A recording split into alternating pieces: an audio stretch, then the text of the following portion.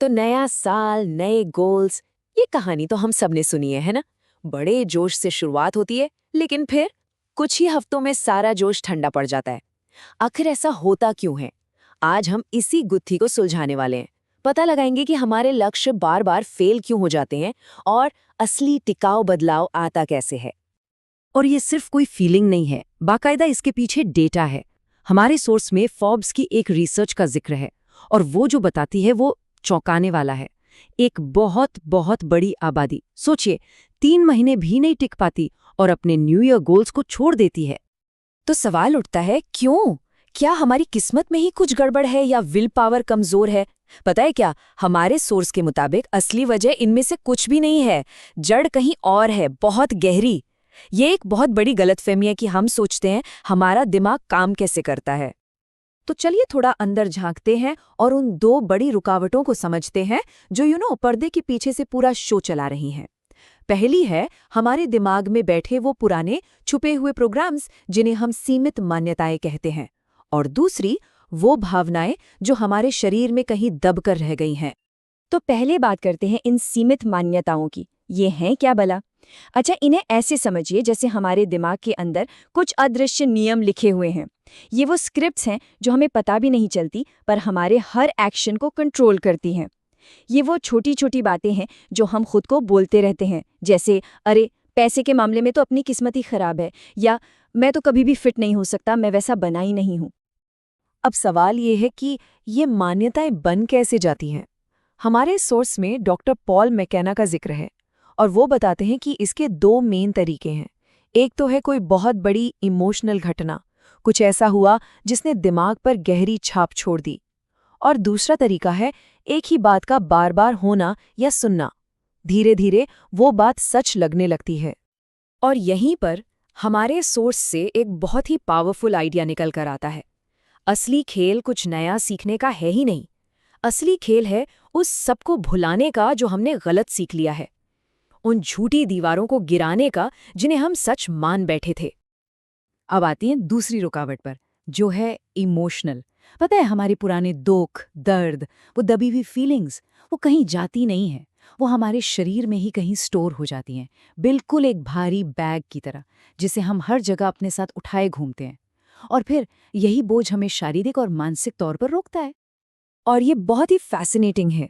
हमारा सोर्स बताता है कि खास इमोशंस का शरीर के खास हिस्सों से डायरेक्ट कनेक्शन हो सकता है। जैसे ये माना जाता है कि दबा हुआ गुस्सा लिवर पर असर डालता है, या अंदर बैठा हुआ डर हमारी किडनी को इफेक्ट कर सकता है। ये एक जबरदस्त रिमाइंडर है कि मन और शरीर ये अलग-अलग नहीं है, ये एक ही सिस्टम है। तो ये सब सुनने के बाद शायद थोड़ा भारी लग रहा हो कि अरे इतनी गहरी लुकावटें हैं तो इन्हें तोड़े कैसे। पर अच्छी खबर ये है कि इसका एक रास्ता है। हमारा सोर्स एक बहुत ही पावरफुल 4 पिलर वाला फ्रेमवर्क बताता है। इस फ्रेमवर्क का नाम है MEEM, और इसका एक ही मकसद है, हमारी अंदर की दुनिया को, हमारे इंटरनल ऑपरेटिंग सिस्टम को रीवायर करना, ताकि हम खुद ही अपने रास्ते का रोड़ा न बने। तो MEEM का फुल फॉर्म है माइंड, इमोशंस, मेडिटेशन और एनर्जी, यानी मन, भावनाएं, ध्यान और ऊर्जा। ये एक पूरा पैकेज है जो सिर्फ सतह पर काम नहीं करता, बल्कि उस असली जड़ को पकड़ता है जिसकी वजह से हमारी गाड़ी जिंदगी में अटक जाती है। अब आते हैं इस पूरी बातचीत के सबसे जरूरी हिस्से पर। ये एक ऐसा आइडिया है जो लॉ ऑफ अट्रैक्शन के बारे में हमारी जो आम समझ है ना, उसे पूरी तरह से हिलाकर रख देता है। यहाँ एक बहुत बड़ा पैराडॉक्स है। हम क्या सोचते हैं कि अगर कुछ पाना है तो उसे बहुत ज्यादा चाहना पड़ेगा, राइट? पर हमारा सोर्स कहता है कि यही हम सबसे बड़ी गलती करते हैं, क्योंकि चाहने की फीलिंग ही कमी की फीलिंग से आती है। जब हम कहते हैं मुझे ये चाहिए, तो हम यूनिवर्स को यही सिग्नल दे रहे होते हैं कि मेरे पास ये नहीं है। और ये लाइन इस पूरे आइडिया का सार है। जरा एक पल के लिए इस पर सोचिए। अगर हमारी अंदरूनी स्टेट, मतलब हम अंदर से जो हैं, वो कमी, डर या डाउट की है, तो हम जिंदगी में वही चीजें खींचेंगे।